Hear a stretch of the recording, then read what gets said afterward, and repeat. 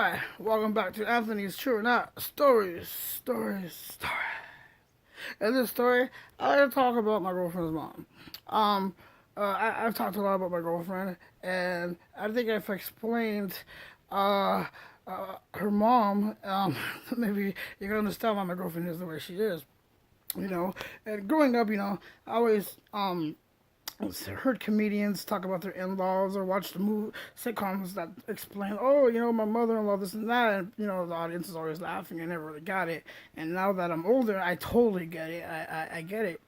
But this woman's crazy. She's crazy, and she's always hassling me like, oh, when are you gonna marry my daughter? And I was like, oh, and real fast in this story, I'm gonna change my girlfriend's mom's name to protect her identity because I think it's only fair that I do that, even though I'm saying it's my girlfriend. But we're gonna call her Mary. So she's always hassling me, and she's like, "When are you gonna marry my daughter?" And I was like, "Oh gosh, Mary, no, don't start this again." So come on, when are you gonna marry her? You guys been together forever. And I was like, "Look, Mary, it's like I told your daughter when I first met her. Like, I told her like, hey, there's some things you should know about me. One of them is I don't want to marry a girl with kids." And Mary's like, well, I don't get it. I'm like, well, what is there to get? I'm not trying to be an asshole. It's just the way I feel, Mary. That's just the way I am. I just don't want to marry a woman with kids. And she goes, no, no, no. I just don't get it because, like, they're your kids. And I'm like, oh, my God, that's what your daughter keeps saying. She always hassles me. She's always having problems with people. You know what I'm saying? Like, she has a problem with her son sometimes, a lot of times actually. And it's not really the kid's fault because they're going through a divorce. Her and her husband and everything, and so they're always trying to buy the kids, emotions with gifts and everything, and in return the kids rebelling. And my girlfriend's always telling me like how her brother's like, oh, he's treating my mom this way or treating my mom that way. I'm like, well, what do you expect? He's taking after your parents. He's an asshole. And she's like, well, what do you mean he's taking after my parents? I'm like, well, look at it this way, babe. Yeah, your dad's an ass, and your mom's a hoe.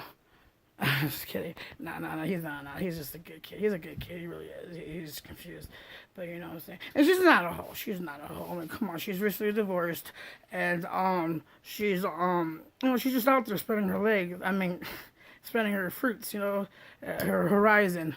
And, and it just actually gets me a little upset because you know what I'm saying. It's time that that we stop judging women that sleep with more than one man a week and call them whores because it's not fair. Because if a man does it, he's a stud, and he's a stud muffin, and we're like, ooh, look at that stud muffin, you know. And it's time that America stops judging these whores and you leave those whores alone. Let the whores be whores. So what happened is, uh, so she's not a whore though. She's a good girl. She is. She's just crazy though.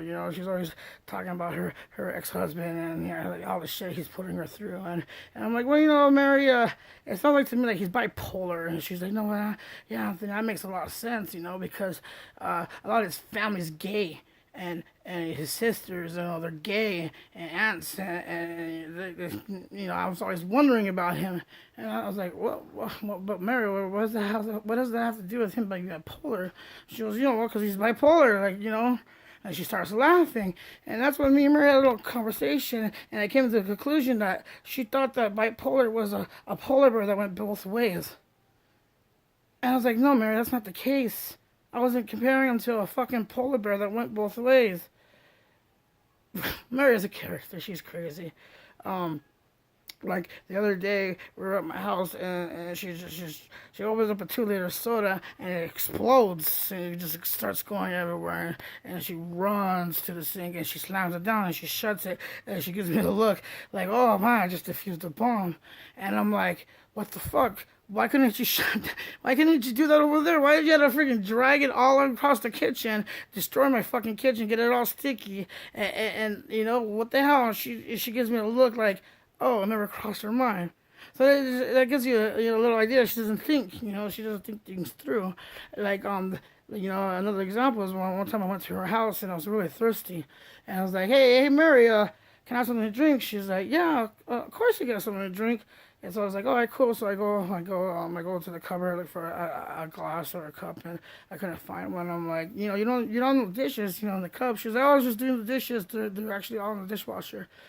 So I go to the dishwasher and then I see a cup and I grab the cup. But as I grab the cup, I also see something else. There's a toilet plunger, and so I was like, I took a step back and I looked at it for a second. I'm like, hey Mary, you have a toilet plunger in your dishwasher? And she's like, oh yeah, I know. And I'm why do you have a toilet plunger in your dishwasher? Was it clogged or something? If I had to take it out? She's like, oh no, it was dirty and I needed to clean it. And I was like, oh, and um, you know that scene in The Usual Suspects at the end where the detective has that cup of coffee and he drops it in slow motion and all the clues start coming together.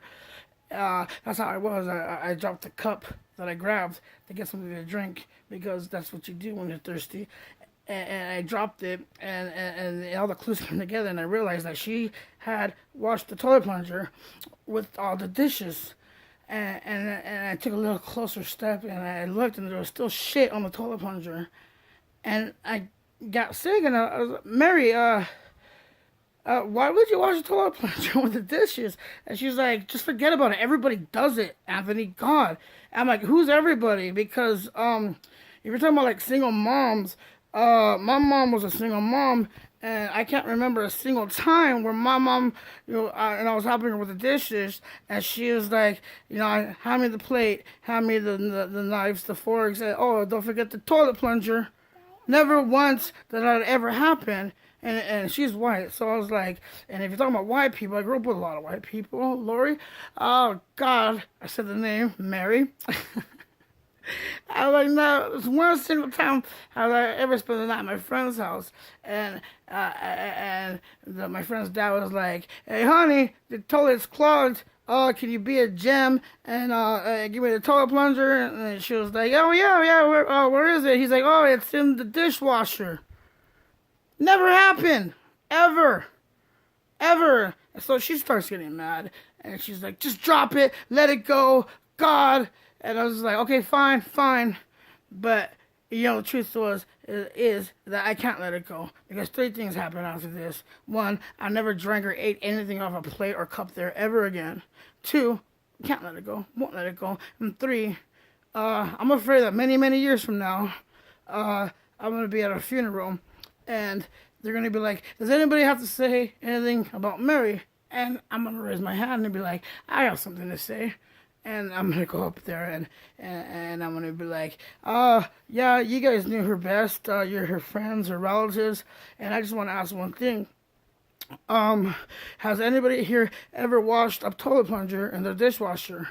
And then it's going to be quiet, everybody's going to look around, and eventually there's going to probably be like one person, and they're going to raise their hand, and everybody's going to look at her like, what the fuck?